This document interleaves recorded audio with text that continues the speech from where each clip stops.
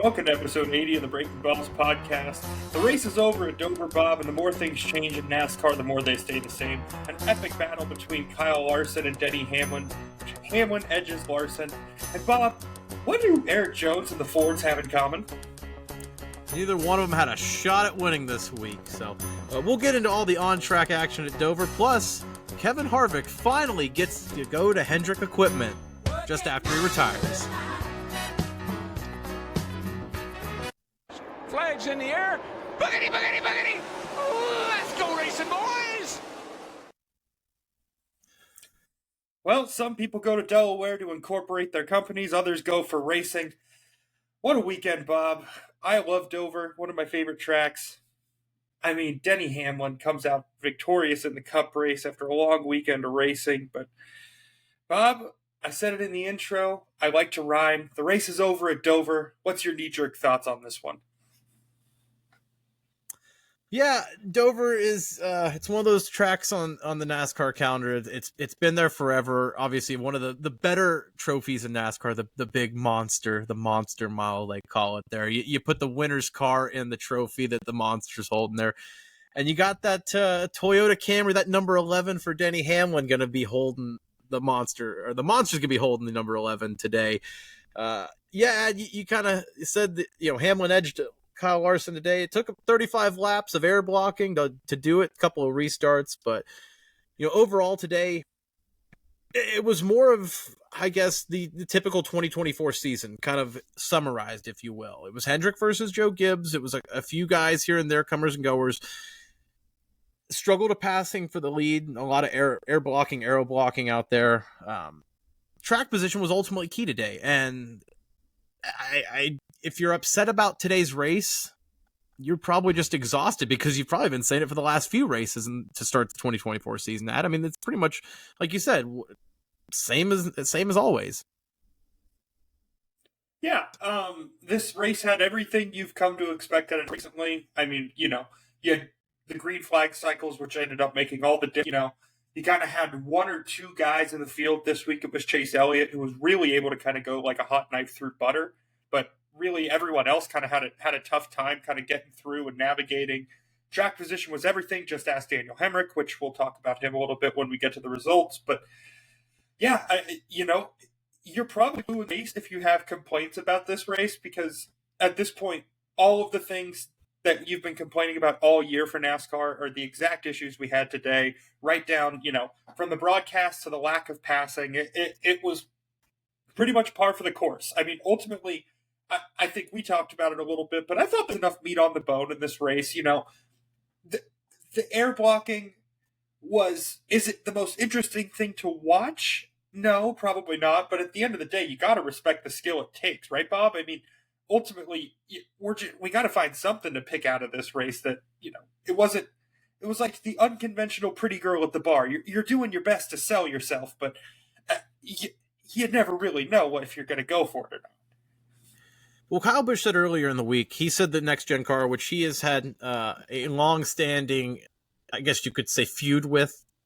He's never minced his words with the next gen car. But Kyle Busch came out earlier this week and said, the next gen car is a defensive driving car. You can't play offense in it. You can't attack and go for positions. You hold your position, you defend it. And again, today, Denny Hamlin, he wins 3 straight restarts against Kyle Larson to get that positioning, goes out in front, and then mirror drives Kyle Larson. 35 laps of it, basically, there. I mean, you could say what you want. You get to about 0.2 of a second off the leader. You get to that dirty air. You can't get close to him. As long as you can mirror drive someone, Ross Chastain's been notorious for it with this next-gen car. You've seen his performance go up insane the last few years. This is a car that fits his style. You can kind of just do enough to just keep the guy behind you. He can get close to you, and you saw Kyle Larson charge close at the end there, but I think that you watch this race, and yeah, you can be upset and say, oh, they can't pass. Life's too short. You just got to make of it what you will. I saw today 2 guys at the highest level there driving with basically no margin for error. I mean, it got to the point where, like I said, Kyle Larson's 0.2 off of Denny Hamlin's bumper. Hamlin is basically just going up, reading each other. You saw Larson do this with Tyler Reddick earlier in the year at Vegas, where they were just mirror driving each other, picking each other's lines back and forth. Is it the most exciting racing? Yeah, no, they're not side by side, but there's a place for it in the sport. With a next-gen car, No, you might as well get used to it. you're 100% right, and that's exactly what I was going to say. Is like, look, if you don't like this, I'm sorry, because you're going to see more of it. It's kind of like, sometimes people will watch basketball and get mad about the zone defense and say, oh, it's gimmicky, it's this, it's that. At the end of the day, if something's effective, it's going to continue. And the air blocking, it seems like for the drivers who, the Denny Hamlins and Kyle Larsons of the world, guys who you really see do this well in this next gen car, and Ross Chastain, of course, like you said, you're just going to see more of this. But it sucks because at the kind of like watching, I'll stick with the basketball analogy, it's kind of like watching somebody set really good hard screens. Does it do anything on the stat sheet? No. Is it interesting to watch? Maybe, depending on if you're into that sort of thing, but I would even give you, I would even make it a little grittier for your sake here. I would say it's the guy taking a charge. Yeah, no, you're not wrong. I mean, first guy in, last guy out mentality. Really, just it is Aaron Kraft at Ohio charge. State out there, just sitting at the top of the key, just waiting to get bodied. He's going to take that charge, and the team's going to go down and take the possession away. It's a little slimy. It's like when you sit at the top of the circle at 2K and just wait for the guy to run into you because he's not paying attention. It's kind of cheap, but it works. Exactly. At the end of the day, if it's effective, it is going to keep happening. And I think there's two ways to look at this. We can get mad that that Denny is able to air block Kyle Larson like that for 35 laps at the end of the race, or you could just sit back and be massively impressed by the fact that Denny Hamlin was able to air block Kyle Larson for the better part of 35 laps, which I don't know about you, Pop, but I think that's a hell of an achievement. That's one of the best race car drivers in the world that you're keeping behind you. And, hats off to Denny Hamlin. At the end of the day, you just got to tip your cap every now and again. 100%. And you even heard Kyle Larson in his post-race interview. He alluded to the fact that he did the same thing to Tyler Reddick in Las Vegas, but then he kind of does those backhanded compliments saying, it's easy to block aero in this next-gen car. You sit out in front as the leader and you're set there. Kyle Larson ultimately, with 35 to go when Denny Hamlin took the lead over, had 3 straight restarts where Denny Hamlin beat him. Heads up. They were on this front row together. Larson originally was the lead car. Hamlin beat him. A caution comes out after Larson's pit crew had gotten him ahead. Hamlin takes the lead car spot on the top line, and then 2 straight restarts beats Larson clear up. I mean, Kyle Larson could sit there and say the air blocking is what lost him the race here. Really, it was those restarts there. And yeah, Kyle Larson spun the tires. Martin Truex Jr. got into the back of him a little bit on one of those restarts there, but 3 straight restarts for Denny Hamlin against Kyle Larson there. That was what was ultimately the difference in the race to me. Again, the air blocking is what carries Hamlin to the win, but the positioning on the track was because of those restarts. And like we've been saying, now this is 11 races in, it's all about track position, clean air. And Hamlin was the one that fought for that clean air. Kyle Larson was the one that was fighting to get anything there, when ultimately it was those restarts that really did him in my opinion. Yeah, it felt like the only thing that Kyle Larson could blame that didn't have just a really sound explanation for why it was happening was the aero blocking. Because like you said, it's really hard to look in the mirror and say, okay, I messed up 3 restarts. I spun the tires, whatever the circumstances may be. I just think it's a lot easier, especially when you're frustrated after the race like that, for Kyle Larson to just be like, that was kind of BS, da-da-da-da-da. I think everybody who's taken a loss can kind of relate to that, just kind of that sour feeling to where you're looking to blame just about anything at that point. So, I think part of it is, like you said, the backhanded, that's just kind of Kyle Larson after a loss is just kind of a little bit backhanded, a little bit butthurt, but ultimately I think he understands, this is just how racing looks in the next gen era. I think you and I kind of sit on the side to where it's maybe not our favorite thing in the world, but I certainly see it has a place in the sport. Kind of like, our gritty guys getting in the gym at 5 a.m. taking charges. I think there's always a place for a guy that'll take a charge on my 13 or 14 man basketball roster. But to get back to Dover here, I think, ultimately Denny Hamlin is your winner here. Kyle Larson, though, for as sour as he was, comes away with a stage two win, leaves again as the points leader after racking up an insane amount of stage wins. I think he's up to 10 this year. The second amount is, I think, 2 stage wins. So he's just absolutely smashing these stage wins. But the fact that Larson comes away second and still the points leader is a big win for him. But Denny Hamlin, we've kind of sugarcoated it. He wins his 3rd race already in 2024. 54th all time. It ties Lee Petty for 12th all time on the leaderboard there in NASCAR. Huge win for the 11 team. Like I said, it's all about wins now, whether it's for career-wise, statistically, or just stacking playoff points. And another win for Denny Hamlin. He led, I think it was, we had down 136 total laps. It led a high for the race, but it felt like Toyota was the class. Kyle Larson definitely played spoiler today a little bit, but Martin Truex Jr. was up there again. It looked like it might have been a Truex sweep. Last over in 2023, we had the same thing where the Truexes just came through and went 2 for 2. Once Ryan won on Saturday, you thought, okay, Martin might actually do this. And, early on, stage 1 and 2, you saw Truex leading. You thought, oh, we're in for one of these classic Truex butt kickings, but ultimately he, I think, led 69 laps total. It was one of these races, again, where it's Hendrick and the Chevys versus Joe Gibbs and the Toyotas. Rinse, repeat. We're 11 races in, and it's more the same. Yeah, definitely fit the storyline that we've had going all year. I thought, like you said, I thought we were in for a Martin Truex Jr. butt kicking, but ultimately there was a little bit of a wrench or whatever the heck went through his grill in all of our plans there. But it kind of, you hate to see stuff like that happen, especially when can't really control anything like that. But yeah, I mean, you look at this race winner, stage winners. It's all HMS versus JGR. I think it was really interesting too because you had off the track this week you kind of see NASCAR leading into this a little bit. They brought all the JGR drivers out to Topgolf and straight up asked them and said, hey, who's the better driver, Chase Elliott or Dale Earnhardt Jr.?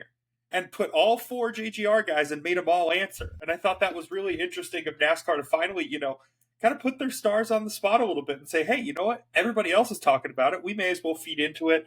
And then the race today just, right down to the aeroblocking we were talking about, it just feels like everything is fitting into this mold of Hendrick Motorsports versus JGR.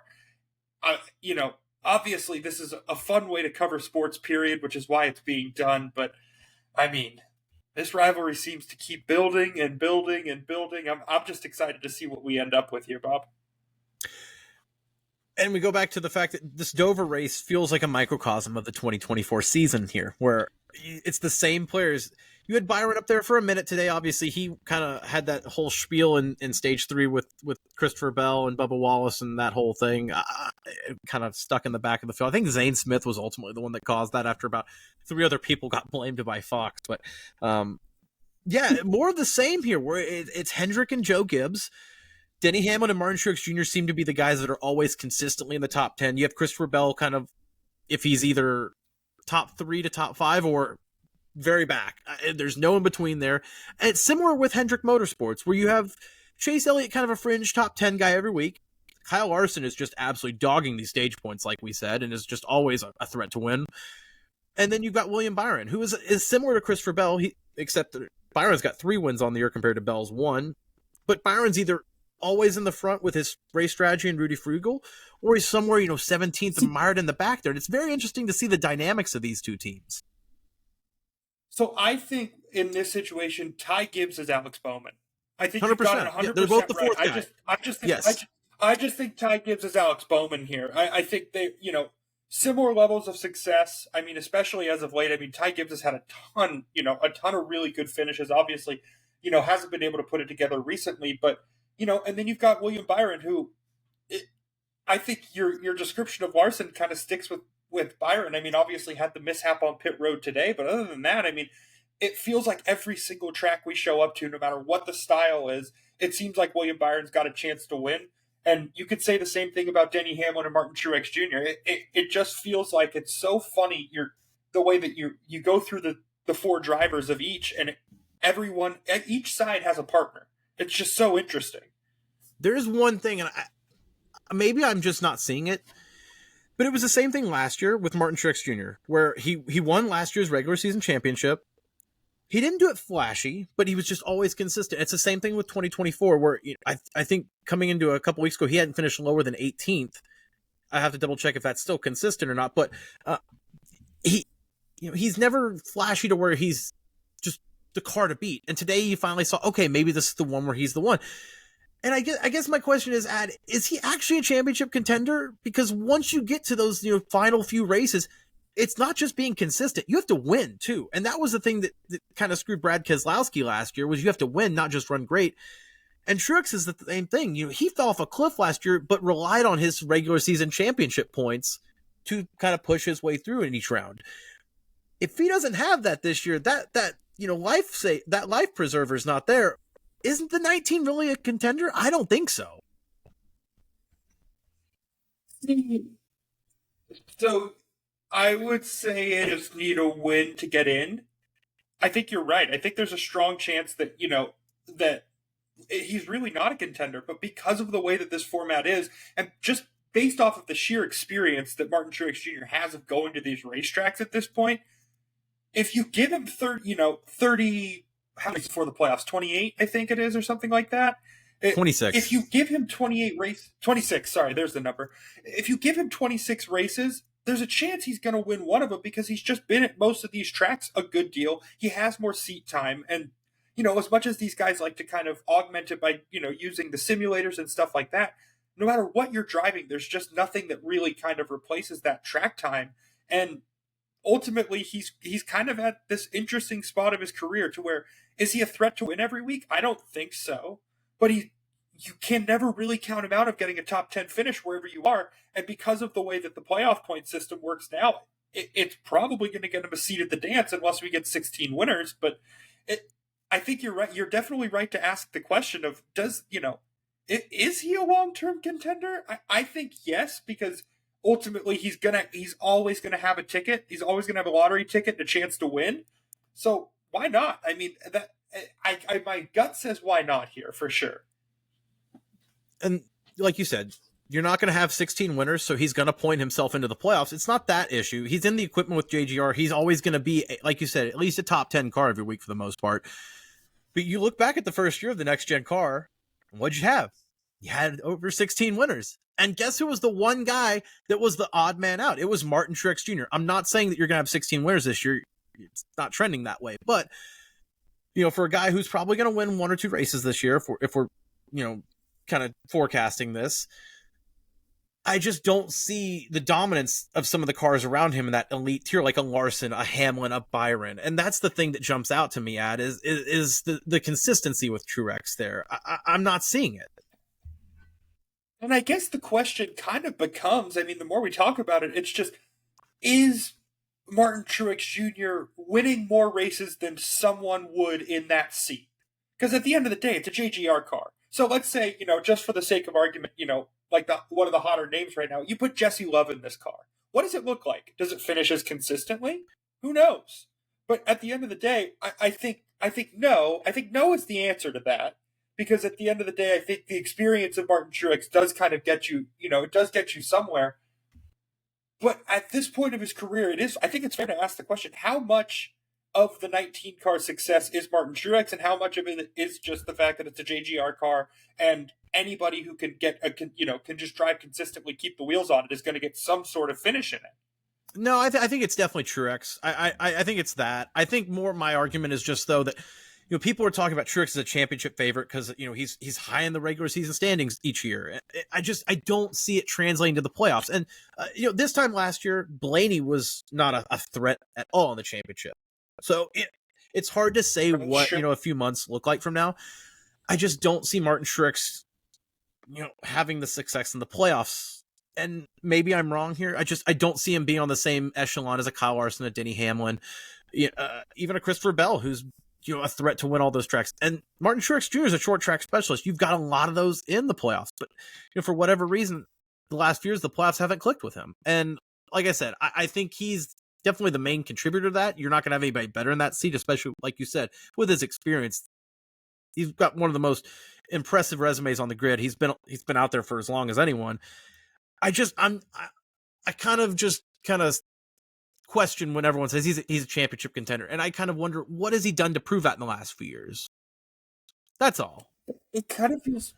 I hear you. You know what? We're just going to stick with the basketball analogies today, but it's definitely like the Golden State Warriors as long as they have Steph Curry. You're going to think they have a chance. And that's what Martin Truex in the 19 car feels like. But, Bob, you touched on something right there that I kind of want to transition into.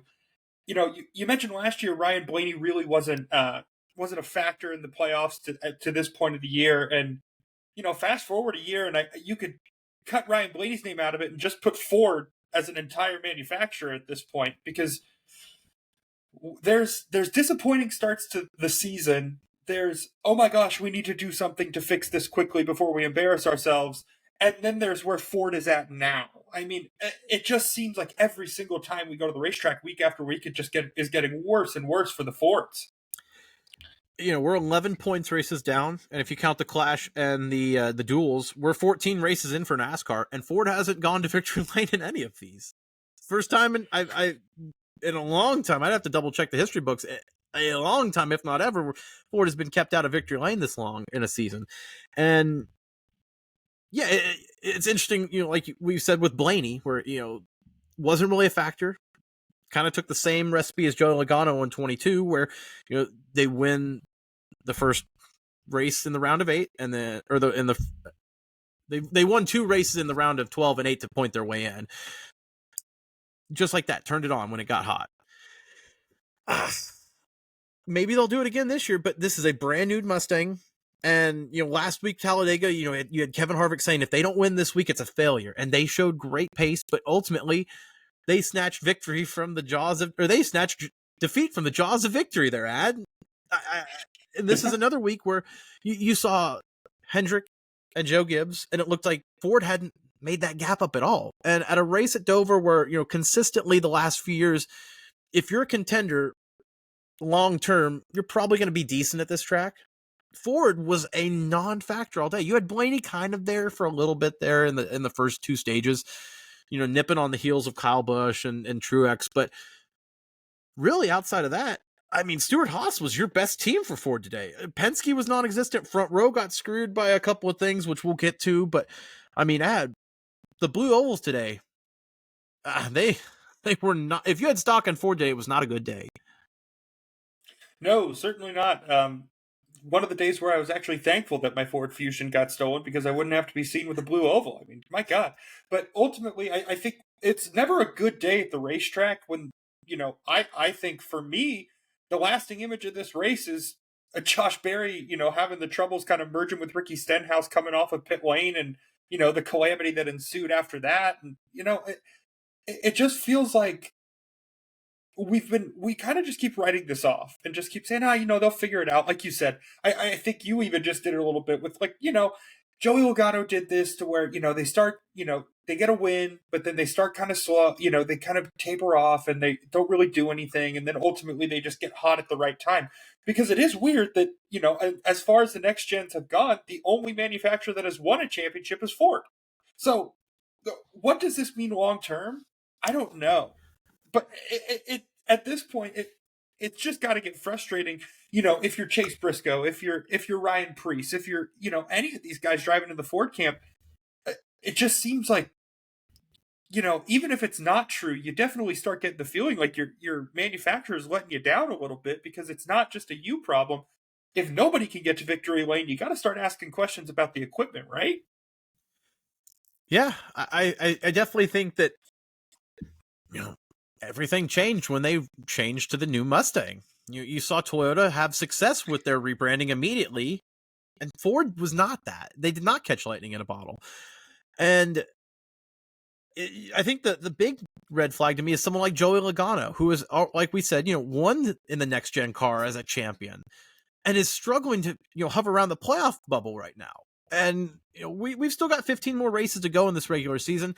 I don't have any doubts right now that Joey Logano is going to make the playoffs. So I'm sure that could be clipped and we could look at this in a few months and maybe say otherwise. But, you know, until you know, I see anything else, these Fords are really struggling. I mean, you've seen Front Row take a step forward this year, but RFK, who was a darling team last year and who, you know, really showed a massive jump in 2023, You've seen him run somewhat consistent this year, but nothing like last year, especially at these plate races and the, there's something about Ford that just feels a little bit off this year. You got Ryan Blaney kind of carrying the pail for everyone, but we're negative here.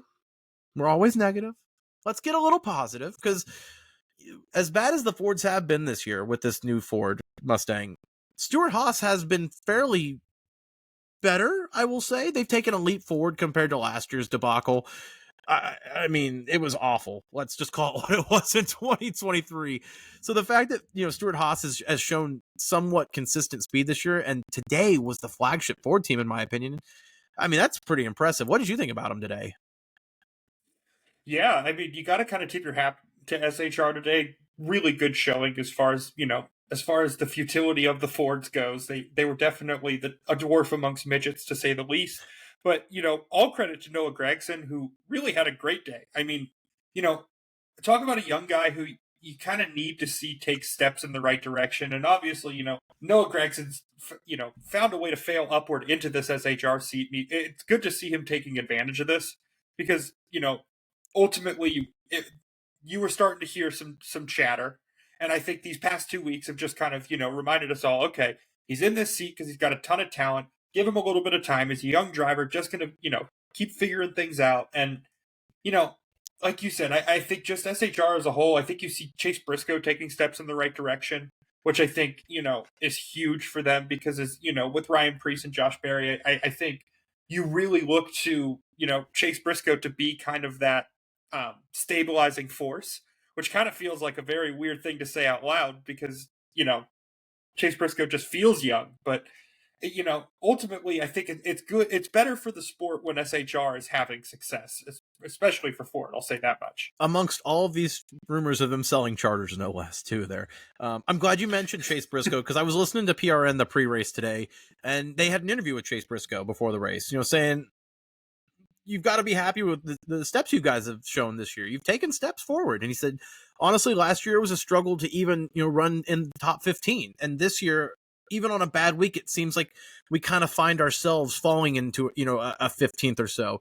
Ultimately, I think he finished 19th today, but you saw someone like a Josh Berry who is in that seat for the first time, full-time in Cup. He finished 14th. Obviously, we mentioned Noah Gragson with 6th. You nailed it spot on, a huge week for him. Ryan Preece we'll get to, but the fact that they're able to show improvement like that is very, very exciting for them.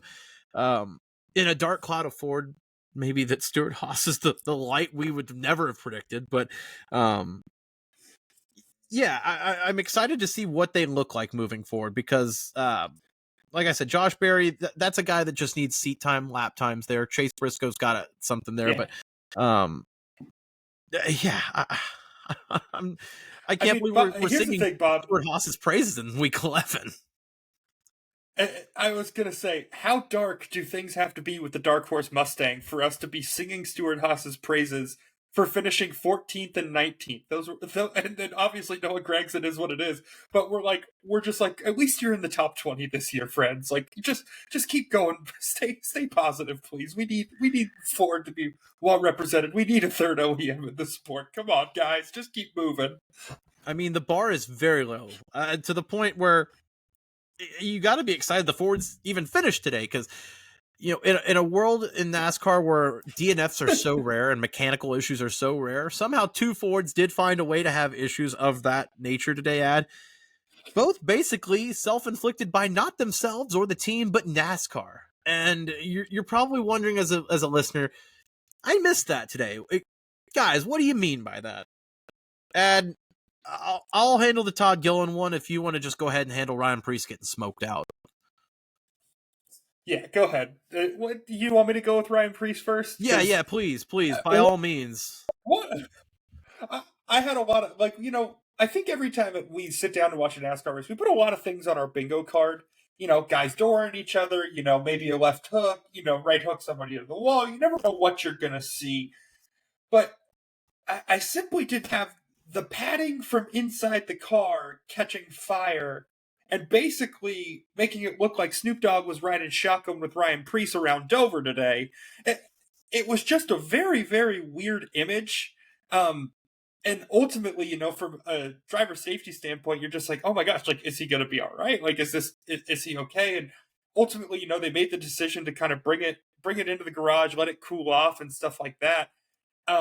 Very interesting, Bob, because, you pointed it out to me, but the interview with Bob Pockris afterwards, to where, Ryan Preece was really trying hard not to throw anybody under the bus, whether that be his team or, the next gen car like NASCAR. So I don't really know where this issue stems from, but it does feel like one of those issues that it's like, how were we ever going to know that the padding on the inside of the car could catch fire until it does? But it is certainly an interesting issue to have. Interesting only if you're not Ryan Preece, I guess. I know, though, if I could have seen a live camera on Kevin Harvick in that broadcast, just shaking his head probably, because the flashbacks he's had, what was his quote, the crappy ass parts a few years ago where he has had his car catch fire, basically.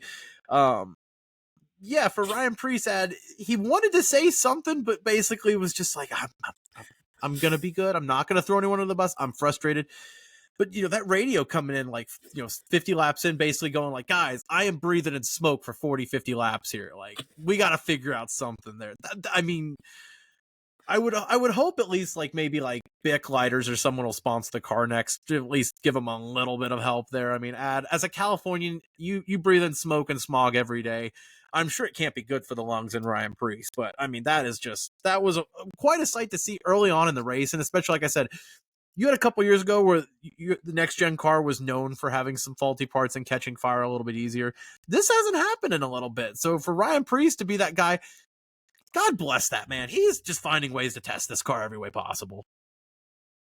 Yeah, I mean, the car, that image is just insane. I haven't seen somebody get smoked out that badly since Laramie Tunzel on draft night. I mean, it was a wild image in that car. So... Bob, I would like to say that was the most wild thing that happened to a Ford car all day, but then Todd Gilliland decided to enter the chat. Early on in the race, Todd Gilliland entered the chat. He had the self-spin there, and, we mentioned a couple of seconds ago where the next-gen car had the issues catching fire and all that. We haven't seen that in a while. Well, early on in the next-gen, and this happened a lot of times in practice and qualifying, they'd had that self-spin where they wouldn't wreck the car, but it would flat spot. The car would get stuck.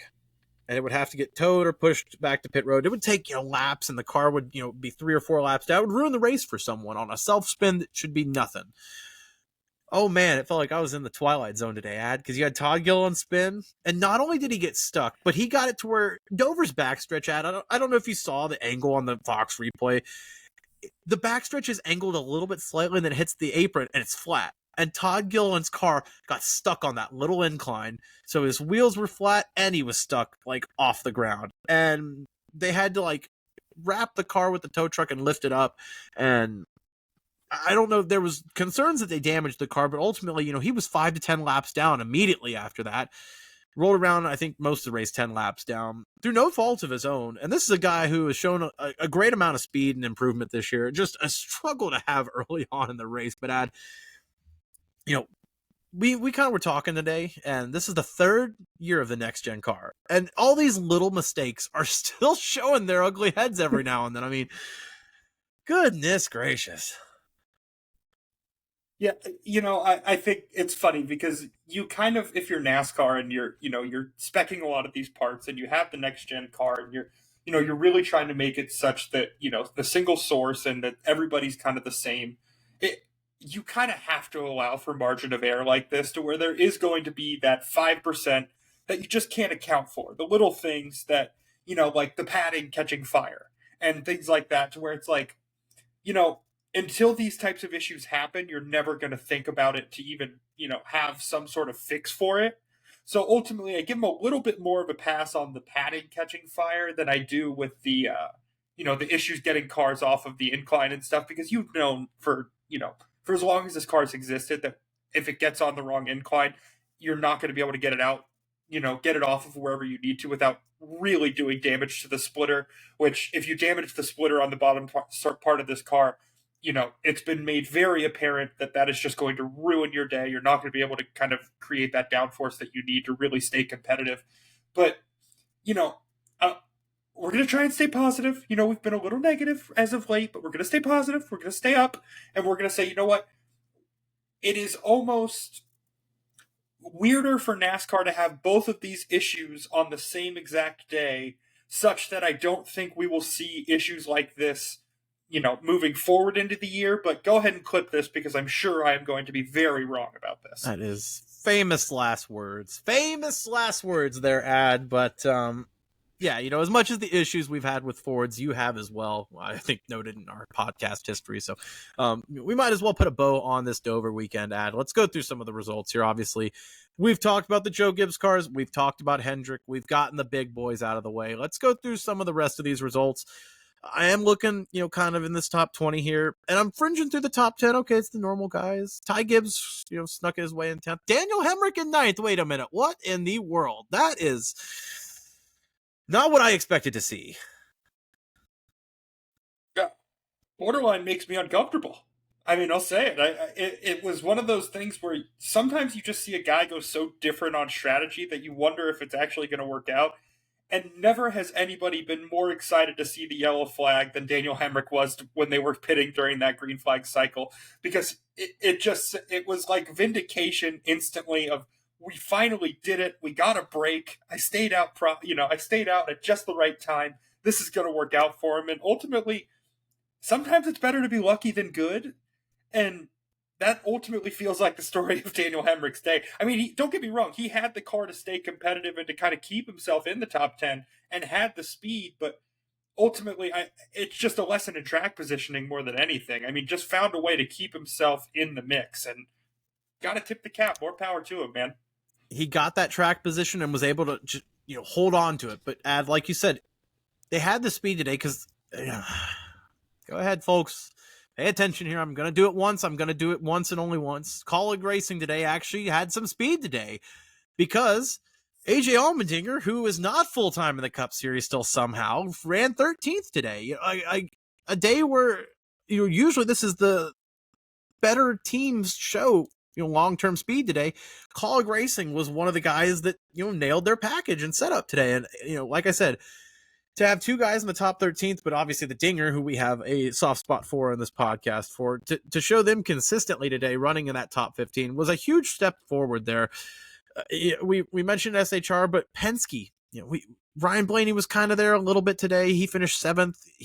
Feels like Ryan Blaney just kind of is the Kevin Harvick of 2024 for Ford, where you look up and even though he's not running great, gets a result there. And that's with Ryan Blaney, because you look at his teammates, 15th and 16th, Cindric and Logano, not it today. I mean, Ad, what else jumps out in this results here? Is there anything else that kind of is crazy here?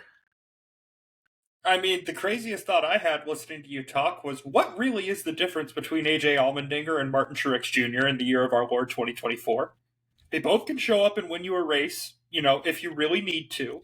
Both have a ton of experience. Obviously, you know, there's a few championships that make the difference when you're looking at the legacy, but take that out of it. I was Think going to about say, just right now, what is the... Maybe Allmendinger's the road course version of Truex, Truex maybe is the short track version of Allmendinger, whichever way you want to look at it, maybe. And they're basically just two guys who were from different dimensions, but would be the same person on Earth.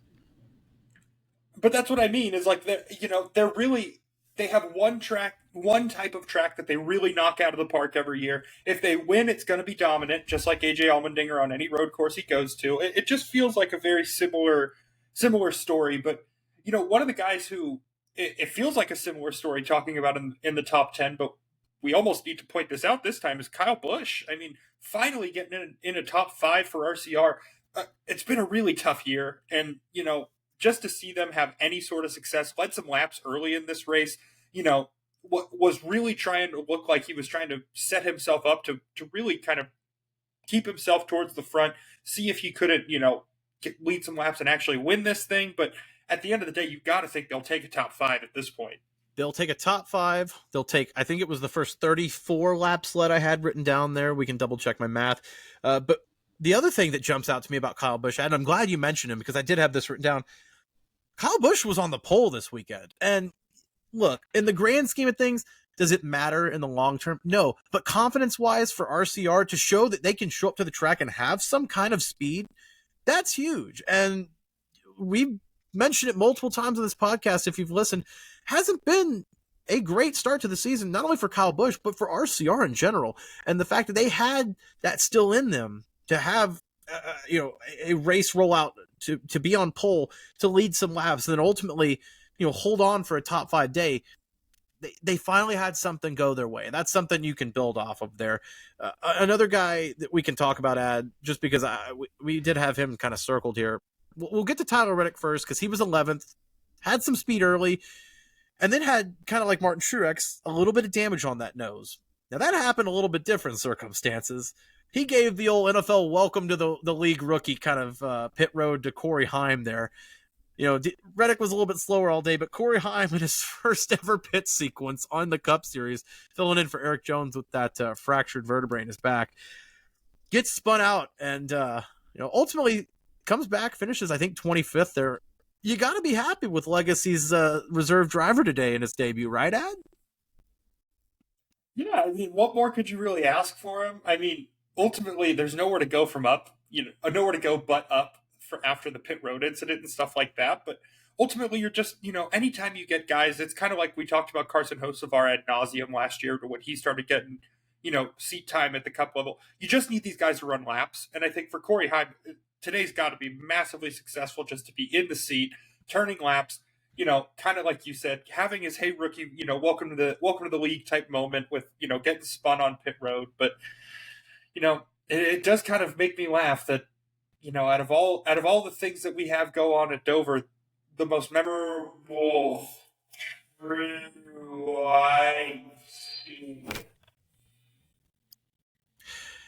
I'm looking at some other results here, Ad.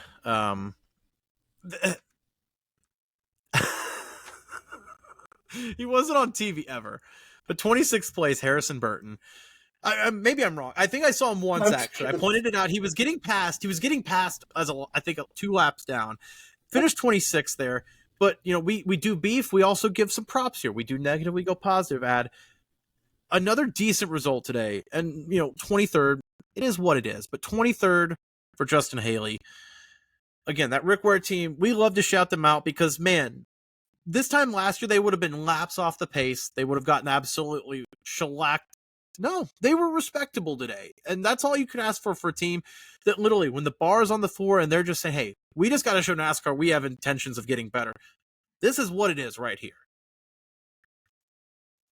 No, you're 100% right. I think we kind of talked about them early in the year and saying, if Rick Ware Racing shows up and finishes above 25th in any race, there's just going to be no complaints. That's just about all you can ask for the program, especially given the history. But, you got to respect how Justin Haley taking the flyer and going over there. And, I think a lot of people respect him as a driver more after seeing what's in this equipment, because there's such a clear understanding of what the expectation for this team was previously.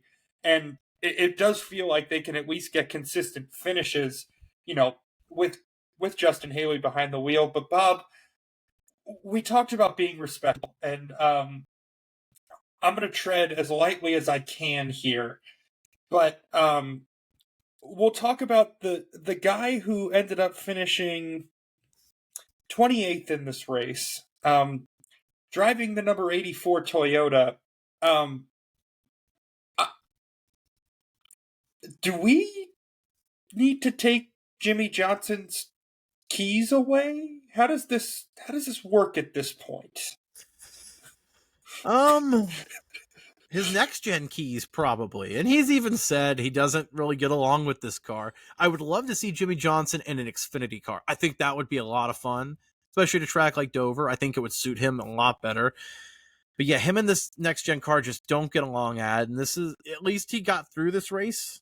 It was better than some of the other starts he's had as an owner with Legacy Motor Club. But yeah, for a guy that's won 11 times and had any pick of a litter of which track he's going to race at this year, this was one of the tracks he chose personally. He said, I want to go out and race this one, and it still just didn't resonate. And it's tough to see because it's a guy that you grew up watching dominating the sport, and you want him to have fun too. He's entitled to do whatever he wants, but as a fan, it is tough, seeing that. But yeah, I don't know, Ad. feel like I'm a hater one way or the other. I was going to say, we're damned if we do and we're damned if we don't here, because if we're not honest and we don't say, look, Jimmie Johnson has lost a step, I think it does kind of, we can't just watch this like this and say, oh my gosh, it's Jimmie, 7-time Cup champion Jimmie Johnson. Like, yes, we understand that what it is at its core, but it's kind of tough watching him just get lapped. Like, and I get it. You're not driving every week. And, he's admitted, this isn't my car, that type of thing. But it just, I don't know. It kind of, it feels like, it's like when The Undertaker got beat at WrestleMania. I just didn't need to see this. Well, it's tough for me, I guess, because when you think of Dover, and this is me, and I'm sure a lot of NASCAR fans our age are like this, when I think of Dover, I think of that Jimmie Johnson qualifying save where he spins it and you can see him go around and around, the wheels and he never touches the wall. And Jeff Gordon's sitting there on the wall, celebrating, getting hype. And it's just it's a long way from that era now. Time gets to everyone, obviously. Jimmie Johnson's going to be a great owner, but yeah, it's not the Jimmie Johnson that we expect from that Dover era. Now, I will say, just to kind of, transition it here, that Dover era, you always saw pack stands. It was, not quite short track racing, but that monster mile, you always had really fun racing here. It feels like there was a lull for years. You had attendance issues. You had 2 dates. Obviously, they had a doubleheader a few years ago with COVID restrictions.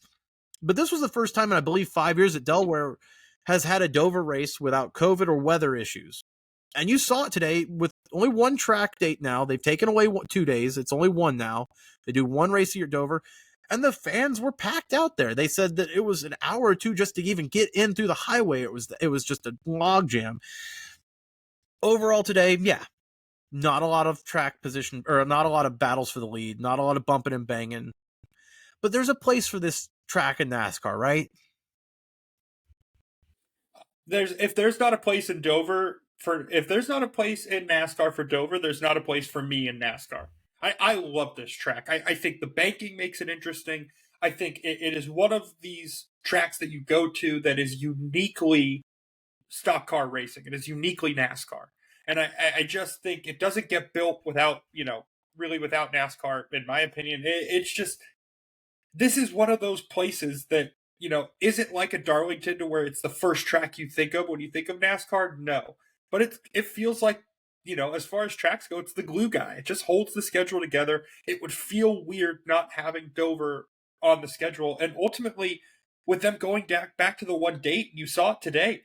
Full stands, I think, it definitely a Field of Dreams vibe, because if you build it, they will come. It seems like they've put a lot of money into the infield and some of the amenities and stuff around the track to kind of get the interest back. And ultimately, I think this is one of those tracks that kind of tells you about the overall health of the sport. If a place like Dover is packed and is doing well, and racing is strong at Dover, the sport's going to be okay. And ultimately, I think I'm leaving, we're leaving the track today kind of with that feeling of, Dover's in a really healthy spot. Like you said, it was kind of felt like it was on life support for the past few years, but I don't know about you, but I definitely get a better feeling with them leaving today than I ever did last year, especially in the years prior. It feels like the track's alive again. Yeah, and I think sometimes when you lose a date, that urgency becomes evident with a track. Hey, they're looking at us. We lost a date. We better show up for this 1 date now. Our fans better show up locally. We better have good racing. And the racing was what it was today, but there is a place for this kind of a race where it's not quite a bull ring, but it's not quite an oval at the same time either. You've got the monster mile mystique and all that. This is quintessential, especially to me, 90s, 2000s NASCAR racing.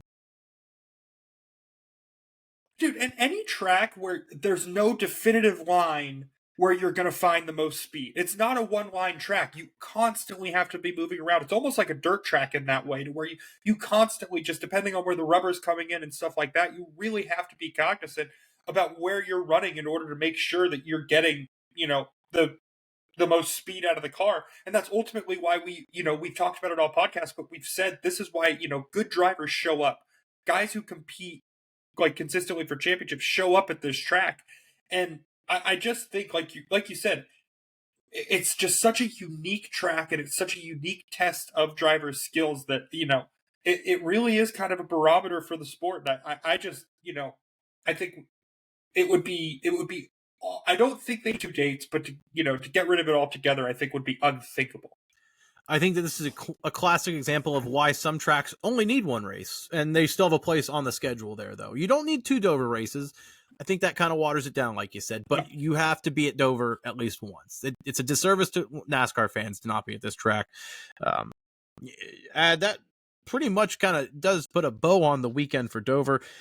They did kind of, for off the track reasons, we've covered some of it on the podcast this week. If you're following us on YouTube, please go give us a shout out, or not shout out, a subscription, a like. We would appreciate it. We cover all the off the track and on the track news here, but they did kind of slip in before the race here today. Everyone's been wondering, it's the month of May coming up. Kyle Larson's not going to be at, the All-Star race practice. And everyone thought, Dale Jr. is going to be there. This whole social media rumor kind of spread a couple weeks ago with that Chase Elliott throwback. No, not quite. But a NASCAR legend will be in that 5 car. Drum roll, please. Wait, it's Kevin Harvick. What? I'll say this. It was not the first time that. You know what? I'll skip that.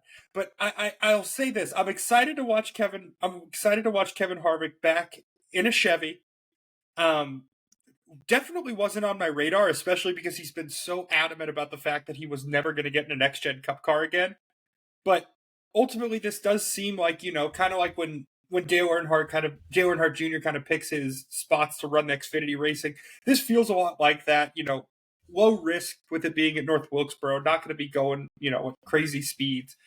I'm just happy that somebody had the wherewithal to put this together. And, ultimately, I think we've talked about it a lot to where we think there's a lot of value in people who commentate the sport kind of getting in this next-gen car and driving it.